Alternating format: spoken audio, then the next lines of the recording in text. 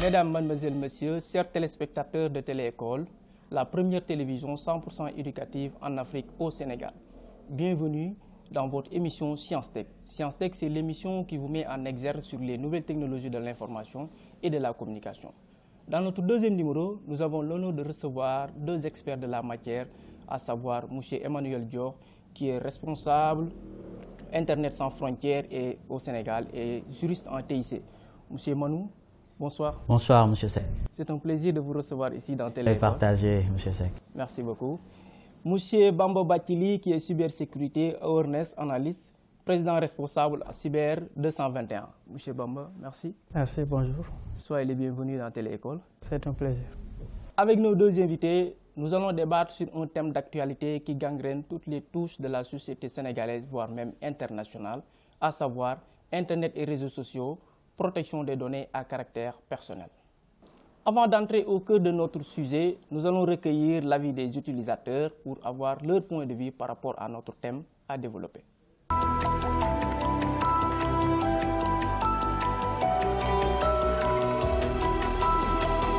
Je suis souvent sur Instagram, mais je suis un peu moins sur Facebook parce que c'est pas trop mon truc. Mais je suis quand même beaucoup sur Instagram. Moi, je pense pas que j'ai vraiment sécurisé mon compte parce que je suis pas trop dans le truc de publication. Je publie pas trop beaucoup mes photos. Le conseil à faire, il faut bien sécuriser ses comptes et savoir avec qui vous parlez en fait, parce que c'est pas tout le temps, c'est pas tout le monde qui a des bonnes intentions. Vous pouvez tomber sur des personnes vraiment mal intentionnées. Ils vous feront voilà quoi. Il y a tout. Par exemple, ils peuvent même pirater votre compte ou bien photoshopper vos conversations, dire des choses que vous n'avez pas faites. Donc, moi, c'est le conseil que j'ai à vous faire. Il ne faut pas trop aller à la recherche du buzz ou bien à la recherche des followers et vous oubliez vraiment votre vie, votre réelle vie.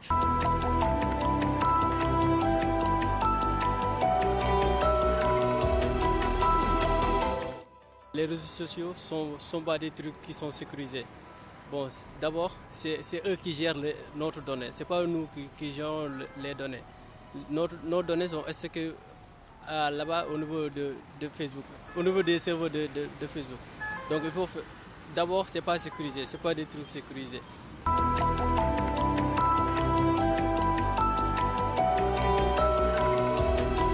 Bon, souvent, j'utilise WhatsApp, Quora et Facebook. Ce sont les trois réseaux sociaux que j'utilise de plus. D'habitude, je suis dans les groupes WhatsApp à caractère éducatif.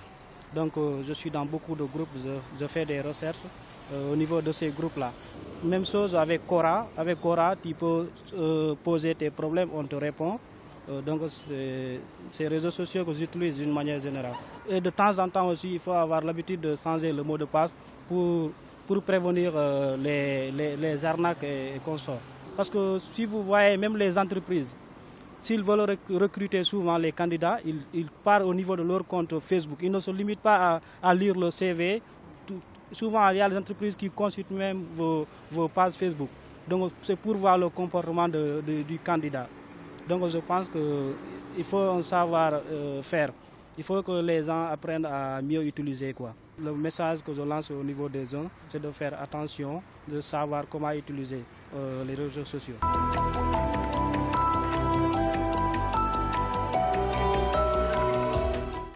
À l'issue de ce micro-trottoir, nous nous revoilà sur le plateau avec nos invités. La question qu'on doit se poser, c'est quoi un réseau social, M. Bamba?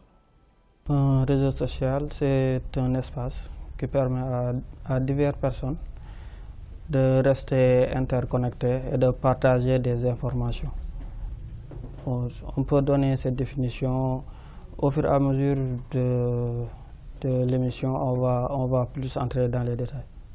Donc, si on comprend bien, c'est un regroupement d'individus qui ont les mêmes intérêts pour pouvoir discuter et échanger sur des informations bien déterminées. Et c'est ça la conception générale. Donc, la conception qu'on peut avoir par rapport à la définition d'un réseau social. Donc, Manu, votre point de vue par rapport à cette question? Oui, pour rebondir là où a fini mon cher ami Bamba, effectivement, la définition qu'il a donnée elle est exacte. J'aurais bien aimé juste qu'on ne soit pas dans une logique ou c'est quelque chose de nouveau? Parce que dans le temps déjà, sous le baobab, nos grands-parents avaient l'habitude de se retrouver. Donc déjà, il y avait les prémices de réseau là-bas. Donc eux, ils étaient en réseau, mais en réseau physique. Peut-être l'avantage ici, c'est que c'est un réseau social, mais numérisé. Donc il y a une plateforme qui nous regroupe, qui nous permet, comme l'a dit M. Bamba tout à l'heure, de partager des informations, de partager notre vécu. Donc en quelque sorte, c'est cela qu'on peut considérer comme étant un réseau social. D'autant plus que c'est l'Internet qui a facilité un tout petit peu l'avantage ou bien l'accompagnement. Exactement, c'est bien ça, parce qu'en fait, l'Internet nous permet aujourd'hui de réduire les distances. Donc, si on fait la comparaison avec nos aïeux, eux, ils étaient obligés de passer dans chaque maison, par exemple, avant de se retrouver sous l'arbre à palabres afin d'échanger et discuter sur certains sujets. Mais aujourd'hui, il suffit d'un pass, d'une connexion 3 ou 4G, un téléphone compatible, on peut être relié à M. Bamba qui est de l'autre côté du Sénégal pour discuter sur une thématique bien déterminée. L'interconnexion des utilisateurs par rapport à l'Internet. Maintenant, qu'est-ce qui fait la particularité des réseaux sociaux? Concernant cette question, la particularité des réseaux sociaux, il existe différents types de réseaux sociaux. Il y a Facebook, il y a Twitter, il y a Instagram. Ce qui fait leur particularité, c'est tous, ils sont publics. Maintenant, il y a des mécanismes de sécurité que Facebook ou bien Twitter peuvent mettre en place, sans pour autant que l'utilisateur puisse les connaître. Et c'est là que réside le risque majeur. Donc vous avez parlé de concepts privés et publics par rapport aux réseaux sociaux. Oui, c'est cela même. Ce qui fait, c'est la chose essentielle même. Et c'est ce qui fait qu'il est dangereux, dans la mesure où tout le monde peut voir ce que vous faites. Avant de venir sur l'aspect un peu critique des réseaux sociaux, M. Manou, quel qui fait la particularité, oui, les types de réseaux sociaux que vous pouvez nous en parler? La particularité, moi je dirais que c'est déjà, les distances sont réduites maintenant, donc il n'y a plus de distance. Et deux, il y a également l'instantanéité. Donc si on prend par exemple le cas de Twitter, que je taquine trop par rapport à d'autres réseaux, donc je peux considérer que c'est un réseau qui nous permet aujourd'hui de diffuser un événement en live avec les live tweets. On a des hashtags qui nous permettent de partager sur une thématique bien déterminée et de permettre à d'autres personnes de rallier un mouvement, par exemple. Si on voit par exemple le cas du printemps arabe, donc c'est Twitter et d'autres réseaux sociaux qui ont permis à ce que dans l'instantanéité, les gens ont pu converger au niveau des lieux de rendez-vous afin de revendiquer certaines choses. Donc la particularité, c'est déjà les distances sont réduites, il y a l'instantanéité, on vit les événements au moment T, on peut aujourd'hui faire une visioconférence même avec les réseaux sociaux. Dans le temps, c'était réservé à des applications bien déterminées, mais aujourd'hui, on comprend que avec Google, on peut faire une vidéoconférence, avec Facebook également. Donc ça, on peut le considérer comme étant des particularités par rapport à ces réseaux sociaux. Est-ce que réellement on peut dire qu'il y a des aspects qui sont particuliers à WhatsApp et qui ne sont pas sur Facebook, etc. par rapport aux réseaux sociaux? Par rapport aux réseaux sociaux, bon, lorsqu'on prend par exemple l'exemple de WhatsApp, il y a des similitudes, vu que WhatsApp même est propriétaire à Facebook. Par exemple, c'est presque les mêmes fonctionnalités, sauf que sur WhatsApp, je peux dire que c'est plus ouvert. Un analphabète, par exemple, peut utiliser WhatsApp. Il y a juste la fonctionnalité vocale qui va l'intéresser là-bas. Alors que sur Facebook, il y a tout un tas de processus à suivre. De la création du compte jusqu'à pouvoir écrire des messages. Bon, c'est la différence qu'on peut noter entre les deux. Même si WhatsApp c'est toujours la propriété de Facebook. Si on comprend bien, on sait que au niveau des comptes réseaux sociaux, à savoir Facebook, WhatsApp, Instagram, il n'y a pas une sécurité totale qui peut garantir les utilisateurs pour qu'ils soient un peu à l'aise par rapport à leurs données personnelles. Bon, en fait, ça va de soi, parce que ce qui fait un peu la force de certains réseaux sociaux autant pour moi, ça peut être la sécurité. Parce que la sécurité aujourd'hui, si elle est de mise, les gens sont plus enclins à visiter tel réseau par rapport à un autre. Pour aussi ne pas faire la promotion ou discréditer un autre réseau, moi, je privilégie cet aspect de confidentialité des échanges, par exemple. Donc, aujourd'hui, moi, si toutefois je dois parler des choses qui me tiennent vraiment à cœur, peut-être, je prends un exemple assez banal, j'ai envie d'échanger avec ma femme, même si on ne s'échange pas des photos, on a envie parfois de parler des choses qui peuvent relever de notre vie privée, de notre vie intime. Ça, je ne peux pas le faire sur WhatsApp, que ce soit sur Facebook. En résumé, j'ai confiance en aucun réseau. Peut-être juste à une application de messagerie, peut-être dont je tairai le nom, après je peux communiquer, pour éviter en fait l'aspect commercial. Voilà, parce que c'est des choses dont il faut tenir compte. Mais cet aspect sécurité, elle doit être de rigueur. Aujourd'hui, si Apple arrive à faire énormément de ventes avec la cherté de leur téléphone, s'ils arrivent à tenir bon, c'est parce que côté sécurité, ils sont OK. Ils ne rechignent pas, ils ne vacillent pas devant le FBI ou devant le Congrès américain qui leur impose d'accéder à des données, même si c'est des gens qui a priori sont des terroristes. Apple fait tout pour sécuriser ces informations. On peut aller également dans un autre pays, en Russie. Il y a une application de messagerie qu'un jeune russe a développée, et les services secrets russes ont exigé d'avoir une porte dérobée par rapport à cette application. Le gars n'a pas cédé, donc finalement il a été expulsé de Russie. Donc on peut considérer que ces applications, c'est des applications dont on peut avoir une confiance et être à l'aise quand on échange. Parce que quand on échange avec une personne, même si ce n'est pas sa femme, si c'est pas...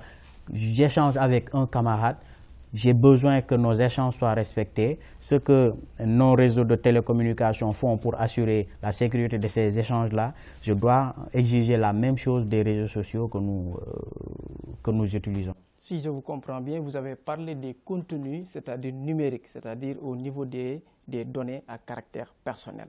Je me retrouve au niveau de M. Bathily. Qu'est-ce que c'est qu'une donnée à caractère personnel?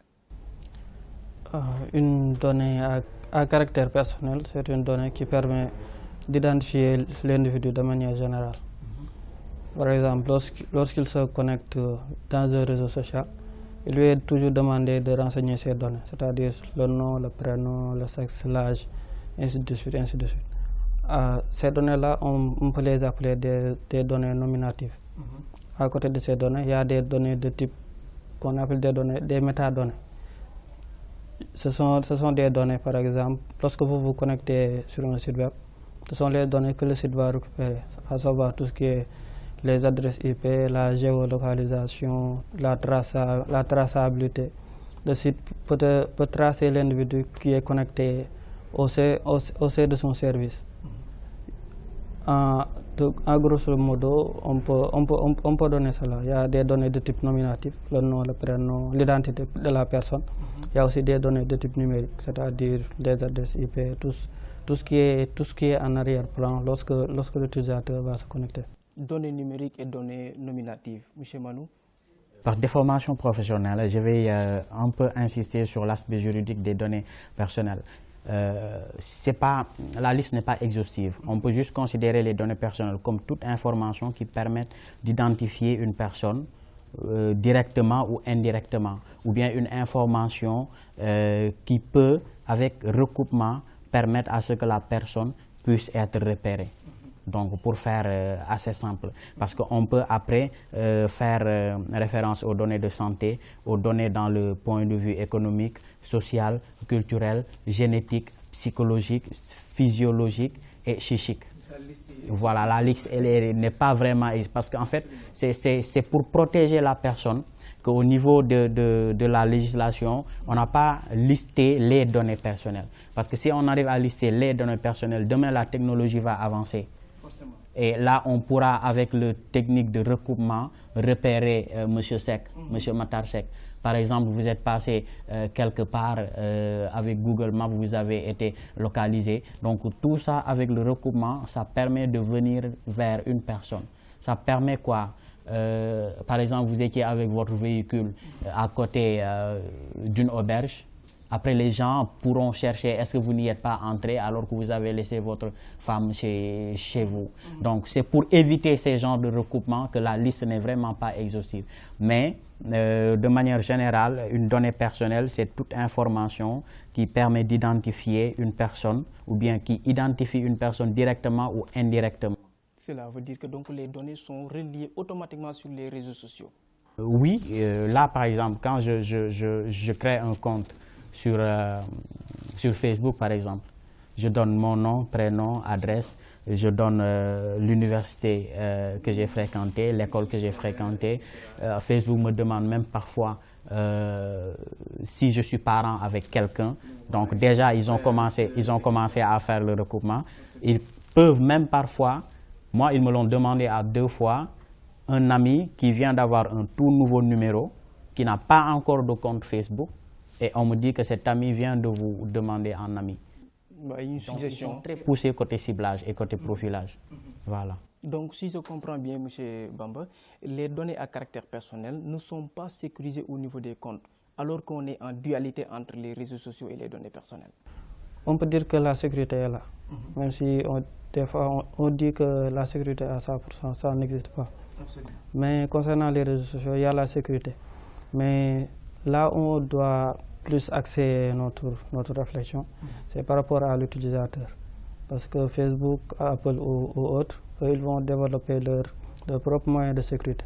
Maintenant, concernant les risques, c'est l'utilisateur qui est indexé. Maintenant, qui gagne entre cette dualité-là? L'utilisateur ou bien le propriétaire du réseau social? En fait, moi, je pense que c'est du gagnant-gagnant dans la mesure où on sait se défendre. Quand je dis se défendre, où on sait assurer une protection quand même minimum de ces informations. Aujourd'hui, Facebook nous offre la possibilité de nous retrouver en réseau avec des amis, des anciens collègues, des anciens camarades de classe, des parents. Donc ça, c'est un service. Rien que pour ça, on doit quelque chose à Facebook. Absolument. Moi, c'est toujours ma démarche. Rien que pour ça, le fait de nous permettre de réduire ces distances, d'échanger rapidement et même d'étudier, rien que pour ça, on doit quelque chose à Facebook. Par contre, on a déjà donné quelque chose à Facebook. Parfois, on ne le fait pas savoir.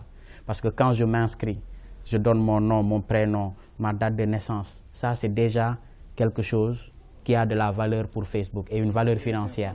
Je vais plus loin. Je donne des informations relatives à ma santé, c'est une information à valeur financière pour Facebook. Je donne mes hobbies, c'est-à-dire ce qui m'intéresse dans la vie, si c'est le shopping, si c'est aller acheter des voitures de luxe, ça c'est une information très capitale pour Facebook. Parce que c'est derrière ces informations que Facebook va vendre pour maintenir. Maintenant, ce que je ne veux pas qu'on nous dise que vous êtes sur le réseau et ce sera toujours gratuit. Ce n'est pas gratuit, on a payé de nos informations personnelles. Maintenant, là où ça doit être gagnant-gagnant, c'est que de ces informations personnelles, que l'utilisateur puisse savoir qu'est-ce qu'il faut donner à Facebook et qu'est-ce qu'il ne faut pas donner à Facebook. Parce qu'il y a des choses qui ne sont pas intéressantes pour les gens avec qui je suis en réseau. Mais c'est intéressant pour Facebook, c'est une manne financière pour Facebook. C'est-à-dire le contenu numérique. Le contenu. Parce qu'aujourd'hui, on nous dit que sur chaque compte Facebook, il y a au minimum 100 points de données. C'est-à-dire 100 points de données, le numéro de téléphone, le nom, le prénom, l'école où la personne a étudié. Donc ces informations, il y a au minimum 100 points de données. Donc imaginez 100 points de données, c'est presque toute une vie. Aujourd'hui, on peut considérer que tous ceux qui sont sur Facebook, Facebook peut même les connaître mieux que leurs conjoints, mieux que leurs parents. Parce qu'on peut échanger sur Facebook ce qu'on va taire à nos camarades. Ce qu'on va taire également, ça relève aussi de la vie privée. Donc notre vie privée également, est rentable pour Facebook. Absolument. Voilà, parce qu'après, aussitôt, après les échanges, on peut se rendre compte même, il y a une publicité qui vient. Et la publicité, elle est ciblée. Elle ne vient pas. C'est-à-dire, juste un test, peut-être les téléspectateurs peuvent le faire. Ils n'ont qu'à essayer d'aller faire des recherches sur Google qu'ils n'ont jamais fait. Par exemple, quelqu'un qui n'a même pas de copine, par exemple, qu'il tape robe de mariage ou bien bague de fiançailles, un truc comme ça. La minute qui suit, vous allez recevoir des annonces comme ça. Donc ça veut dire que vos informations personnelles ont de la valeur. Il ne faut pas qu'on nous fasse croire que c'est la gratuité et que nous ne payons rien. Si, nous payons déjà quelque chose, mais ce sont nos informations. Donc c'est un mal nécessaire.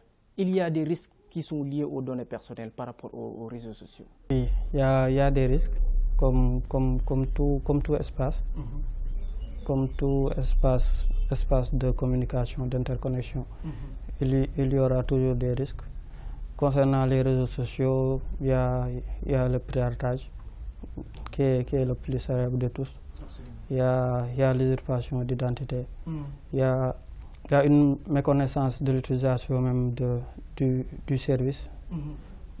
Dans la mesure où une personne peut usurper l'identité de M. Manu, s'inscrire, utiliser ses photos sans pour autant que c'est exactement M. Manu. Donc, concernant les risques, il y en a beaucoup. Qu'est-ce qui est dû à cela? C'est-à-dire une mauvaise configuration ou bien il n'y a pas de sécurité minimale qu'on peut avoir sur les réseaux sociaux? Concernant cela, la sécurité est là. Même si la sécurité à 100% n'existe pas. Mais il faut plus axer un peu sur une bonne utilisation des réseaux sociaux. Que les personnes puissent savoir comment, si je m'inscris, quels sont les paramètres de sécurité d'abord de Facebook, ce que Facebook propose, qu'ils puissent savoir quelles sont les modalités de sécurité. Et la chose la plus importante, que la plupart des personnes ne font pas, c'est qu'ils ne lisent pas les consignes de confidentialité que Facebook propose. Parce que c'est un peu long. Je parie que c'est un texte qui est un peu long. Personne ne le lit. Absolument. Tu viens juste, tu t'inscris et puis tu utilises le réseau sans pour autant savoir au fond des choses ce que Facebook fait. Absolument. Dans la mesure où même Facebook, quelque part, il te dit que les données que tu vas utiliser, c'est à moi, ça m'appartient. Maintenant, même toi, lorsque tu désactives ton compte Facebook, tout ça, Facebook peut garder ces données-là. Plus tard, il peut l'utiliser, comme l'a dit M. Manu, il peut vendre ces informations. Vu qu'actuellement, les données, c'est de l'or. Qui contrôle l'information, contrôle le monde. C'est ça qu'on dit. Maintenant, concernant ces données-là, il faudra savoir comment utiliser le réseau social de manière intelligente, de manière raisonnable, sans pour autant entrer dans les dérives. Qui contrôle les données contrôle le monde. M. Manu, quels sont les risques qui sont liés au niveau des données personnelles? Oui, en fait, moi je pense que par rapport aux risques, il y a un pléthore de risques par rapport à l'usage de ces réseaux. Mais souvent, je me garde de mettre en avant ces risques pour éviter qu'on ne pense que les réseaux sociaux, il n'y a que du mauvais. Non, il y a vraiment de bonnes choses si l'homme sait montrer le bon qui est en lui. Mais c'est ça la question. Voilà, donc pour juste essayer de camper le décor, pour qu'on sache que les réseaux sociaux en soi, il n'y a aucun danger. Donc tout ce qu'il y a comme danger au niveau des réseaux sociaux, c'est le fruit de l'homme. L'utilisation. L'utilisation. Qui est l'utilisateur? C'est nous qui utilisons ces réseaux-là. Donc ces réseaux sont bons si nous les rendons bons. C'est comme l'argent.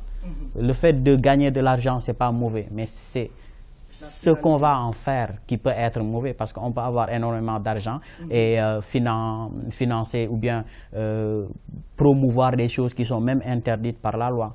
On peut également avoir de l'argent et faire que de bonnes choses. Donc c'est à cette image-là, moi, que j'analyse les réseaux sociaux. Maintenant, des risques, effectivement, il y en a. Il y en a, comme on l'a si bien dit, l'usurpation d'identité numérique. Aujourd'hui, si on n'arrive pas à contrôler l'information que moi, je divulgue sur les réseaux, si je ne maîtrise pas, moi, mon identité numérique, je peux après avoir des soucis. C'est-à-dire maîtriser son identité numérique, c'est quoi? Donner au réseau ce que toi tu veux. Par exemple, aujourd'hui, je ne vais pas aller à la plage avec ma femme, toute la famille, nous prendre en photo avec des bikinis, des 2 pièces et mettre ça au niveau de LinkedIn. Parce que c'est un réseau qui n'est pas approprié par rapport à ce type de poste. Donc, quand on ne maîtrise pas cette information, l'information est allée dans un réseau où je pourrais trouver demain peut-être des collaborateurs par rapport à des thématiques bien déterminées. Mais de facto, les gens vont te considérer comme quelqu'un qui n'est pas sérieux. Donc là, ça nous retombe dessus. C'est un des dangers. Donc juste pour dire que c'est ce que nous constatons sur beaucoup d'étudiants, beaucoup d'élèves qui, durant les périodes de vacances, partagent leurs photos intimes dans tous les réseaux sans même se demander les questions. Est-ce que demain, est-ce que dans 5 ans, est-ce que dans 10 ans, quand on me montre à nouveau cette photo, je serai encore fier. Donc je pense que c'est des petites astuces qu'on devrait avoir comme ça avant de poster. C'est bien qu'on doit partager avec les gens, mais on ne partage pas tout. On ne partage pas tout. L'autre aspect, c'est l'usurpation d'identité numérique. Pour aller un peu plus loin, ça, je le dis à l'endroit de ceux qui seraient tentés à créer de faux comptes, par exemple. Je veux nuire à quelqu'un, je crée un faux compte, je télécharge ses photos et je balance des choses mauvaises à son endroit. Je fréquente des sites pornographiques pour faire comprendre à ses amis que la personne là, parce que c'est des choses après, Facebook va faire des propositions, la personne peut aimer quelque chose, on dit ah, Monsieur Bamba a aimé quelque chose, et ça c'est le site par exemple X par exemple qui parle de mauvaises choses pour ne pas faire un peu de publicité. À ces personnes-là, il faut juste leur dire que du point de vue pénal, ils sont sous le coup de la loi parce que c'est minimum 3 à 7 ans de prison, une amende de 250 000 à 2 millions. Avant d'entrer sur et le juge peut prononcer les 2 peines ou bien l'un comme l'autre.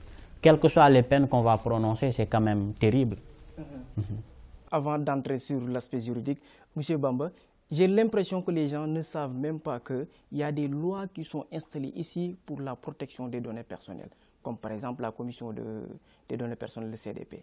On peut dire que l'État du Sénégal a fait des progrès quand même, vu que s'il instaure, même si la CDP n'est pas rattachée à l'État, c'est un point essentiel. Vu qu'ils ont la loi 2008-12 du 25 janvier portant sur la protection des données à caractère personnel, au moment où nous sommes, vu que tout est numérique, ce type de loi-là peut un peu plus être source de prévention. Vu que comme l'a dit M. Manou, il y a les réseaux sociaux, il y a ses avantages comme ses inconvénients. Maintenant, sur les inconvénients, comme tout ce qui est usurpation d'identité, tout ce qui est profilage web, le site, dans la mesure où le site peut te suivre à la trace, c'est ça même. Absolument. L'aspect juridique, M. Manou?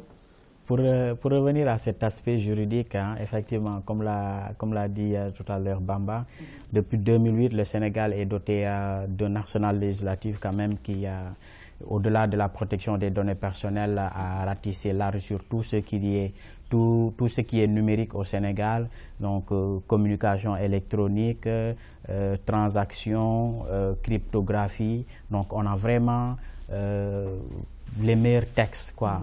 Les meilleurs textes en Afrique. Vraiment, on n'a pas à envier qui que ce soit. Et on a également cette autorité-là qui nous permet aujourd'hui d'avoir ou bien de voir l'effectivité de cette loi, parce qu'il arrive que la CDP puisse faire des sorties, aller dans les sites même pour vérifier la conformité par rapport à ce qu'il y a comme traitement de données personnelles. En effet, il y a beaucoup de choses à faire parce que à elle seule, la CDP campait au niveau de Dakar, alors que c'est tout le Sénégal qui est visé. On a vu durant les élections passées que les données personnelles étaient au cœur même des élections, avec le système de parrainage et avec même la collecte d'informations pour drainer des militants. Donc les données ont été vraiment au cœur. On pouvait même à un moment donné se dire que on peut déterminer les résultats bien avant d'aller aux élections. Donc c'est là que c'est important. Est-ce que réellement les gens ou bien les utilisateurs savent très bien qu'il y a ces lois qui sont là? Parce que si on comprend bien, c'est comme si les utilisateurs ne savent pas qu'il y a des lois qui sont installées qui ne leur permettent même pas d'usurper ou bien de faire des choses anormales par rapport aux utilisateurs. On peut dire, là, j'ai pas de statistiques pour essayer d'évaluer est-ce que les utilisateurs sont en train d'utiliser ces lois-là pour se protéger. Mais si on prend juste les avis que la CDP émet, parce que chaque 3 mois, ils émettent des avis. Donc, dans l'année, ils ont 4 avis trimestriels qu'ils émettent. À travers ces décisions, moi, il m'arrive de voir les nombres de plaintes qu'ils reçoivent, comment ils les traitent, et quels sont les sujets de ces plaintes-là. Et si on regarde bien les avis de 2019, 2018 et même 2017, on se rend compte que y a des plaintes qu'ils ont reçues par rapport à la protection des données personnelles, spécifiquement sur les réseaux sociaux, parce que Facebook revient. La dernière fois, sur le dernier avis, il y a quelqu'un qui a demandé à ce que Google déréférence un contenu qui lui portait préjudice, et la CDP a aidé dans ça. Donc ça, c'est vraiment quelque chose qu'il faut saluer. Maintenant, si on doit l'analyser par rapport à la population globale du Sénégal, ceux qui arrivent à aller à la CDP pour demander à ce que justice soit faite, c'est une infime partie de la population. Donc du coup, la sensibilisation doit même se faire en Wolof. Moi, il m'arrive parfois, quand je dois parler de données personnelles, j'essaie de pirater, entre guillemets, la femme là. Il y a une actrice qui parle souvent en voulant nommer son chéri de Samayeuf.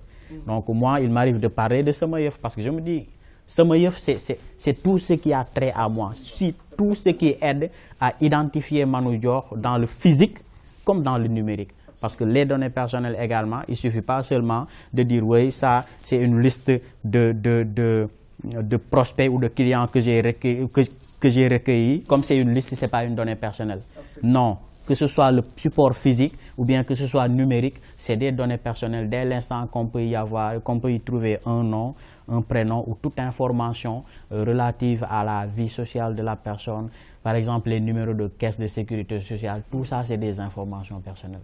Chers invités, nous arrivons à la fin de notre émission. Maintenant, la partie sensibilisation. Monsieur Bathily, quel message vous allez donner à nos téléspectateurs par rapport à notre thème développé aujourd'hui? Concernant la sensibilisation, il faut d'abord l'axer sur un certain point.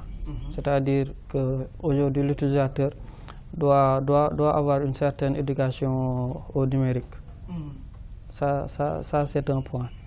Maintenant, par rapport aux réseaux sociaux qu'il utilise, que ce soit Facebook, Twitter, ainsi de suite, il doit l'utiliser de manière raisonnable. Ça aussi, c'est un point. Aussi, si nous entrons dans les paramètres de sécurité, toujours lire les paramètres de confidentialité que Facebook vous donne. Parce que lui, lorsque l'utilisateur s'inscrit, comme on l'a dit tout à l'heure, Facebook lui donne les paramètres de confidentialité à lire. Mais l'utilisateur, comme il vient juste pour utiliser, et comme il va juste s'inscrire, il ne va pas lire ces paramètres-là.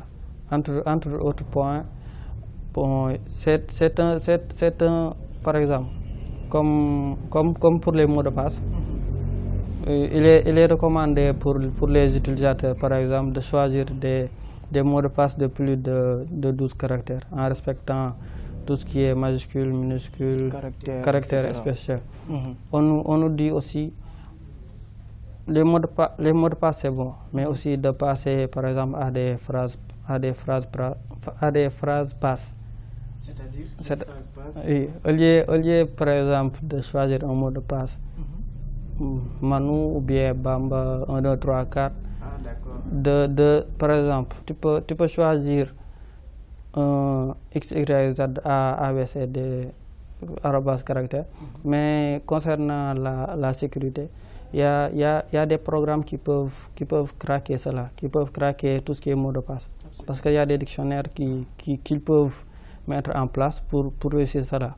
Maintenant, lorsque tu choisis une phrase passe qui n'a que de sens pour toi, là, ça peut augmenter les paramètres de sécurité. Par rapport à vos comptes. Oui, par rapport aux comptes. Absolument. Monsieur Manou, la sensibilisation. Oui, hein, c'est ce qui vient là où il vient de terminer, c'est quand même assez intéressant.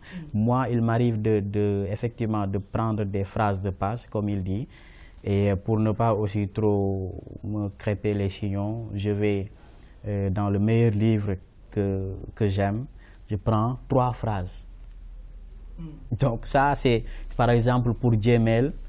Aussitôt après, je le laisse comme ça. Si je dois l'utiliser dans une autre machine, je mets phrase de passe. C'est sûr que la personne ne pourra pas détecter ça. Il faut déjà veiller à la sécurité numérique. Maintenant, la sécurité numérique également peut permettre déjà de se préserver par rapport à la piraterie, par rapport au fait qu'on puisse hacker le compte Facebook ou Twitter ou bien même Gmail. Ça, c'est des choses vraiment basiques. Maintenant, derrière, il y a la prudence. C'est-à-dire, moi, la prudence, je l'analyse comme, déjà, avant qu'on ne mette quelque chose au niveau dans Internet, qu'on essaie de réfléchir à quoi bon de mettre ça dans Internet. Est-ce que ça nous grandit? Est-ce que ça nous permet de trouver un job? Est-ce que ça nous permet de trouver, d'avoir une collaboration avec une telle entreprise? Est-ce que? Maintenant, s'il y a plus de bons que de mauvais, c'est bon. S'il y a plus de mauvais que de bons, il faut vraiment arrêter. Parce que la meilleure sécurité, c'est off-net. Mais tant que c'est sur Internet, comme le dit Bamba, il y a plus de 100% sécurité. Il y a plus de 100% sécurité. La meilleure sécurité, c'est vraiment le milieu physique, de l'avoir quelque part. Mais dès que c'est dans Internet, vous n'avez plus le contrôle. Donc pour moi, le message de sensibilisation, c'est que les gens puissent aujourd'hui, avant de mettre du contenu sur le web, juste prendre le temps de réfléchir. Juste une nette attitude, 30 secondes de réflexion, ça peut sauver une vie. Merci beaucoup, M. Manou Dior et M. Bamba Bathily d'avoir répondu à notre invitation ici dans Téléécole, la première télévision éducative en Afrique au Sénégal. Dans votre émission phare Science Tech, nous vous donnons rendez-vous pour un nouveau numéro ici dans Téléécole.